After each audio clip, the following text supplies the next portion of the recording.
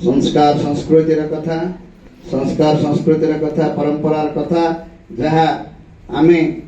आ भीतर को बर्तमान जीवा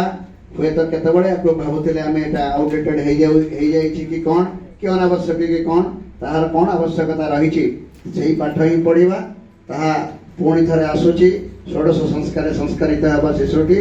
षोडश संस्कार आपण मानकर गर्भ उदय ठारू गर्भ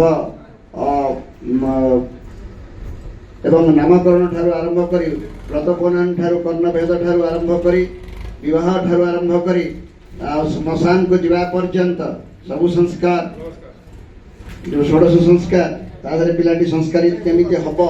से विषय वर्तमान एनईपी 2020 रो परिभाषा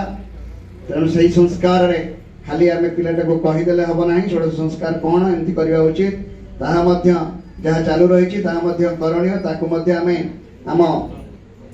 पाठपढ़ा भितर ता स्कूल जीवन